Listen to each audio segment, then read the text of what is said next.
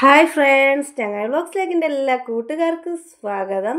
അപ്പോൾ എൻ്റെ എല്ലാ കൂട്ടുകാരും സുഖമായിട്ടിരിക്കുന്നു എന്ന് ഞാൻ വിശ്വസിക്കുന്നു. അപ്പോൾ ഞാൻ ഇന്ന് വന്നിട്ടുള്ളത് ഗോതമ്പ് മാവ് കൊണ്ട് നമുക്ക് എളുപ്പത്തിൽ ഒരു പാൽപുട്ട് തയ്യാറാക്കിയാലോ. പാൽപുട്ടിൻ്റെ ഒറിജിനൽ റെസിപ്പിയാണ് ഞാൻ ഇന്നിവിടെ കാണിക്കുന്നത്. അപ്പോൾ പറഞ്ഞ് ബോറടിപ്പിക്കുന്നില്ല, നേരെ വീഡിയോയിലേക്ക് തന്നെ പോകാം.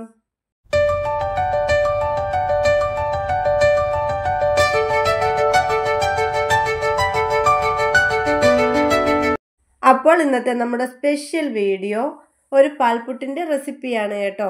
അപ്പോൾ സാധാരണ നമ്മൾ പച്ചരിപ്പൊടി വെച്ചിട്ടാണ് ഈ ഒരു പാൽപുട്ടൊക്കെ തയ്യാറാക്കി എടുക്കാറുള്ളത്. അതിൽ നിന്നൊക്കെ കുറച്ച് വ്യത്യസ്തമായിട്ട് ഞാനിന്ന് ഗോതമ്പ് പൊടി വെച്ചിട്ടാണ് ഈ ഒരു പാൽപുട്ട് ഞാൻ തയ്യാറാക്കുന്നത്. അതിനാവശ്യമായിട്ട് 2 കപ്പ് അളവിൽ ഗോതമ്പ് പൊടിയാണ് ഞാൻ എടുത്തിട്ടുള്ളത്. പിന്നെ ഇതിലേക്ക് ഈ ഒരു സമയത്ത് ആവശ്യത്തിനുള്ള ഉപ്പ് കൂടി ചേർത്ത് കൊടുത്തിട്ടുണ്ട്. ഇനി ഇതിലേക്ക് ഞാൻ ചേർത്ത് കൊടുക്കുന്നത് ഒരു വലിയ സ്പൂണിൽ നെയ്യാണ്. നെയ്യ് ചേർത്ത് കൊടുക്കുമ്പോഴത്തേക്കും നമ്മുടെ പുട്ട് നല്ല രീതിക്ക് തന്നെ ദിവസങ്ങളോളം സോഫ്റ്റായിട്ടിരിക്കുവാനും പുട്ട് കഴിക്കുമ്പോൾ ഒരു പ്രത്യേക ടേസ്റ്റ് കിട്ടുവാനുമാണ് ഈ ഒരു നെയ്യ് ഇതിലേക്ക് ചേർത്ത് കൊടുക്കുന്നത്. നെയ്യുടെ ടേസ്റ്റ് നിങ്ങൾക്ക് ഇഷ്ടമില്ല എന്നുണ്ടെങ്കിൽ നെയ്യൊന്നും ചേർത്ത് കൊടുക്കേണ്ട ആവശ്യമില്ല കേട്ടോ. അപ്പോൾ ഉപ്പുപൊടിയും നെയ്യും ഒക്കെ ഒന്നിട്ട് കൊടുത്തതിന് ശേഷം ഇതേപോലെ നമുക്ക് നല്ലതുപോലെ ഇളക്കി കൊടുക്കണം.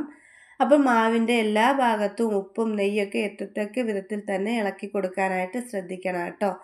അപ്പോൾ തീർച്ചയായിട്ടും ഇതേപോലെ ഗോതമ്പ് പൊടി വെച്ചിട്ട് പാൽപുട്ട് തയ്യാറാക്കി നോക്കിയിട്ടില്ലെങ്കിൽ എൻ്റെ കൂട്ടുകാർ ഇന്ന് തന്നെ തയ്യാറാക്കി നോക്കണം. വീഡിയോ ഇഷ്ടമാകുകയാണെങ്കിൽ കമൻറ്റ് ബോക്സിൽ അറിയിക്കാനും മറക്കരുത്. അപ്പോൾ പുട്ടുപൊടിയൊക്കെ ഞാനൊന്ന് റെഡിയാക്കിയതിന് ശേഷം ഞാൻ ഇതിലേക്ക് ആവശ്യത്തിനുള്ള പാൽ നല്ലതുപോലെ തിളപ്പിച്ചെടുത്തിട്ടുണ്ട്. നല്ല തിളച്ച പാലാണ് ഞാൻ ഈ ഒരു മാവ് കൂട്ടിലേക്ക് ഒഴിച്ചു കൊടുക്കുന്നത് കേട്ടോ. അപ്പോൾ തണുത്ത പാല് ഒഴിച്ചു കൊടുത്തിട്ട് നമ്മൾ പാൽപുട്ട് തയ്യാറാക്കുകയാണെങ്കിൽ പുട്ടൊക്കെ നല്ല ഹാർഡായിട്ടിരിക്കുകയും ചെയ്യും. ഒരു സോഫ്റ്റ് ഉണ്ടാകില്ല. പിന്നെ നമുക്ക് കഴിക്കാൻ പോലും പറ്റാത്തൊരവസ്ഥയിലായിപ്പോകും കേട്ടോ. അതുകൊണ്ട് നമ്മൾ പുട്ടിന് മാവ് നനയ്ക്കുമ്പോഴത്തേക്ക് എപ്പോഴാണേലും പാൽപുട്ടാണേലും സാദാ പുട്ടാണെങ്കിലും നല്ല തിളച്ച വെള്ളം കൊണ്ട് ഇതേപോലെ മാവ് കൂട്ടി യോജിപ്പിച്ചെടുക്കുകയാണെങ്കിൽ ആ ഒരു പുട്ട് നല്ല സോഫ്റ്റായിട്ട് തന്നെ നമുക്ക് കിട്ടും കേട്ടോ. അപ്പോൾ ഞാൻ എടുത്തിട്ടുള്ള പാല് മുഴുവനായിട്ടും ഈ ഒരു പുട്ടുപൊടിയിലേക്ക് ചേർത്ത് കൊടുത്തിട്ടുണ്ട്. ഞാൻ 2 കപ്പ് അളവിലാണ് ഗോതമ്പ് പൊടി എടുത്തിട്ടുള്ളത്. അപ്പോൾ 2 കപ്പ് അളവിന് ഞാൻ 1.5 കപ്പ് പാലെന്നുള്ള അളവിലാണ് ഇവിടെ ചേർത്ത് കൊടുത്തിട്ടുള്ളത്. അപ്പോൾ നിങ്ങൾ പുട്ടുപൊടി എടുക്കുന്ന അനുസരിച്ചിട്ടായിരിക്കും പാലിൻ്റെ ആയാലും വെള്ളത്തിൻ്റെയൊക്കെ ആയാലും അളവിന് വ്യത്യാസം വരുന്നത് കേട്ടോ. ഇത് ഞാൻ റേഷൻ കടയിൽ നിന്ന് മേടിച്ചിട്ടുള്ള ഗോതമ്പിൻ്റെ മാവാണ്. അല്ലാതെ നമ്മൾ വീട്ടിലൊക്കെ തയ്യാറാക്കുന്ന ഗോതമ്പ് പൊടിയാണെങ്കിൽ വെള്ളത്തിൻ്റെ അളവ് കൂടുകയും കുറയ്ക്കുകയൊക്കെ ചെയ്യേണ്ടി വരും കേട്ടോ. അപ്പോൾ പാൽപുട്ടിന് വേണ്ടിയിട്ടുള്ള മാവ് കൂട്ടി ഇവിടെ റെഡിയാക്കിയിട്ടുണ്ട്. ഇനി ഞാൻ ഇതിനെ നല്ലതുപോലെ ഒന്നുകൂടി ഇളക്കി കൊടുത്തിട്ട് ഒരു 5 മിനിറ്റ് നേരം ഇതിനെ ഒന്ന് മൂടി വെച്ച് കൊടുക്കുന്നുണ്ട്. മാവ് ഒന്നുകൂടി സോഫ്റ്റായിട്ട് കിട്ടാനായിട്ടാണ് കേട്ടോ. സാധാരണ രീതിയിൽ നമ്മൾ എങ്ങനെയാണ് പുട്ടിന് മാവ് നനയ്ക്കുന്നത് അതേപോലെ തന്നെയാണ് ഇതും റെഡിയാക്കി എടുക്കുന്നത്. വെള്ളത്തിന് പകരം പാല് ചേർത്ത് കൊടുക്കുന്നു എന്നുള്ളൊരു വ്യത്യാസമേ ഉള്ളൂ. അപ്പോൾ മൂടി കൊടുത്തിട്ടുണ്ട്. ഒരു 5 മിനിറ്റൊക്കെ ആയപ്പോഴത്തേക്കും മൂടിയൊക്കെ ഒന്ന് തുറന്ന് നോക്കിയിട്ടുണ്ട്. മാവ് നല്ലതുപോലെ തന്നെ സോഫ്റ്റായിട്ട് വന്നിട്ടുണ്ട് കേട്ടോ.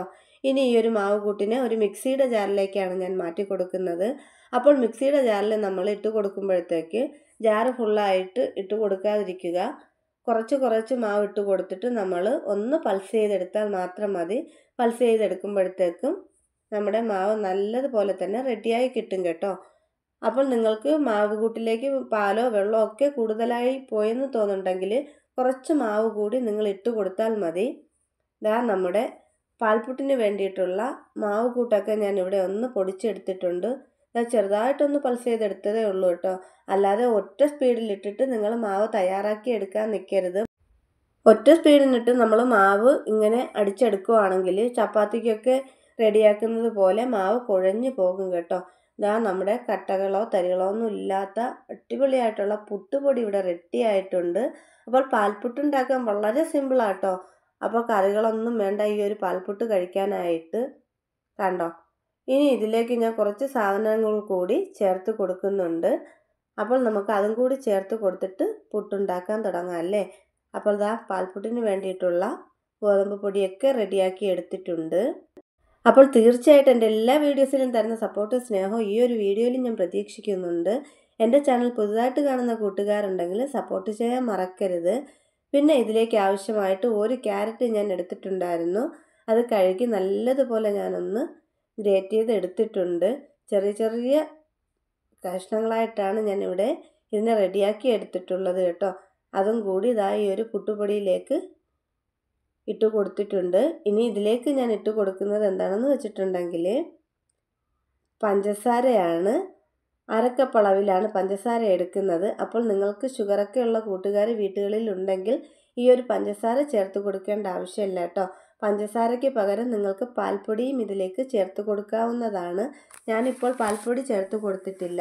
പിന്നെ ഇതേപോലെ നമ്മൾ തയ്യാറാക്കുന്ന പാൽപ്പുട്ടിന് വേണ്ടിയിട്ട് തേങ്ങാപ്പാലും എടുക്കാവുന്നതാണ് കേട്ടോ. പിന്നെ ഇതിലേക്ക് ഞാൻ ഒരു തേങ്ങ തിരുമിയത് ഇട്ട് കൊടുത്തിട്ടുണ്ട്. തേങ്ങ നമ്മൾ ഈ ഒരു പുട്ടിൽ എത്രമാത്രം ചേർത്ത് കൊടുക്കുന്നുവോ അത്രമാത്രം ടേസ്റ്റ് ആയിരിക്കും ഈ ഒരു പുട്ടിന് കിട്ടുന്നത് കേട്ടോ. അപ്പോൾ തേങ്ങയൊക്കെ നിങ്ങളുടെ കയ്യിലുള്ള കൂട്ടുകാരാണെങ്കിൽ അത്യാവശ്യം നല്ല രീതിക്ക് തന്നെ ചേർത്ത് കൊടുക്കാനായിട്ട് ശ്രദ്ധിക്കുക.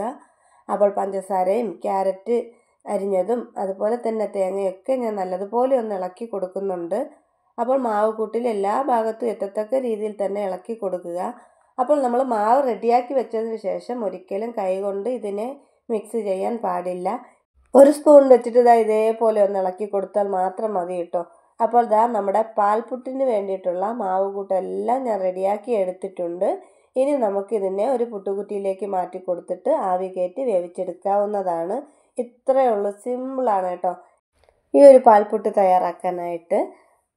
അപ്പോൾ പുട്ടുപൊടിയൊക്കെ റെഡിയാക്കി ഇനി ഞാനൊരു പുട്ടുകുറ്റിയിലേക്ക് വെച്ച് കൊടുക്കുന്നുണ്ട്. അപ്പോൾ പുട്ടുകുറ്റിക്കകത്തേക്ക് നമുക്ക് കുറച്ച് തേങ്ങ ആദ്യം ഇട്ട് കൊടുക്കാം. സാധാരണ നമ്മൾ പുട്ട് എങ്ങനെയാണ് ഉണ്ടാക്കുന്നത് അതുപോലെ തന്നെയാണ് ഇനി റെഡിയാക്കി എടുക്കുന്നത്. അപ്പോൾ തേങ്ങയൊക്കെ ഇട്ട് കൊടുത്തതിന് ശേഷം നമുക്കിതിലേക്ക് റെഡിയാക്കി വെച്ചിട്ടുള്ള നമ്മുടെ മാവ് കൂട്ടിനെ ഒന്ന് ഇട്ട് കൊടുക്കാം. അപ്പോൾ നമ്മുടെ പുട്ടുപൊടിയൊക്കെ ഇട്ട് കൊടുത്തിട്ടുണ്ട്. പുട്ടുകുറ്റിയൊക്കെ ഒന്ന് ഫില്ല് ചെയ്തെടുത്തിട്ടുണ്ട് കേട്ടോ. ഇനി നമുക്കിതിനെ ഒന്ന് വേവിച്ചിട്ടും വരാം. ഒരു 3-4 മിനിറ്റ് കൊണ്ട് തന്നെ നമുക്ക് പാൽപ്പുട്ട് ഇവിടെ റെഡിയാക്കി എടുക്കാവുന്നതാണ്. ഇപ്പോൾ കുറ്റിക്കകത്ത് മാവൊക്കെ ഞാൻ നിറച്ച് കൊടുത്തിട്ട് അതിൻ്റെ മുകളിലേക്ക് കുറച്ചുകൂടി തേങ്ങ ഒന്ന് വെച്ച് കൊടുത്തിട്ടുണ്ട്. ഇനി നമുക്കിതിനെ വേവിച്ചിട്ട് വന്നാലോ. അപ്പോൾ നമ്മുടെ പാൽപ്പുട്ട് ഇവിടെ റെഡിയായി കിട്ടിയിട്ടുണ്ട്. നല്ലൊരു മണമൊക്കെ വരുന്നുണ്ട് കേട്ടോ. വളരെ സിമ്പിളാണ്.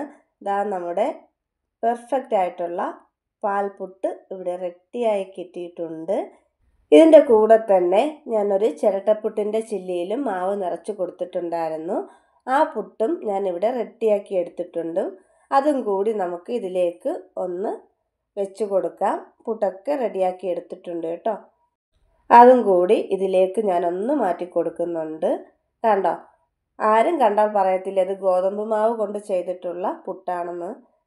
നമ്മൾ സാധാരണ അരിപ്പൊടിയിൽ ഉണ്ടാക്കിയ പുട്ട് പോലെ തന്നെയാണ് റെഡിയായി കിട്ടിയിട്ടുള്ളത്.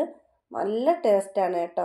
ഗോതമ്പ് മാവ് വെച്ച് ചെയ്തതാണെന്ന് ആരും കണ്ടാലും പറയത്തില്ല, കഴിച്ചാലും പറയത്തില്ല. അത്രയ്ക്ക് ടേസ്റ്റാണ്. അപ്പോൾ ഇന്നത്തെ എൻ്റെ കുഞ്ഞു വീഡിയോ ഇത്രയേ ഉള്ളായിരുന്നു. വീഡിയോ ഇഷ്ടമായിട്ടുണ്ടെങ്കിൽ ലൈക്ക് ചെയ്യുക, ഷെയർ ചെയ്യുക, സബ്സ്ക്രൈബ് ചെയ്യുക. തൊട്ടടുത്ത ലൈക്ക് അടിച്ചു പൊട്ടിക്കാനും മറക്കരുത്.